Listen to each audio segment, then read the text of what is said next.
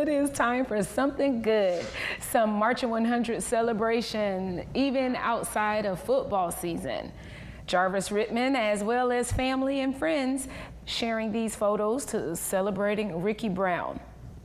They said Brown is an active member of the FAMU Marching 100 and is an example of how people are not limited by an autism diagnosis.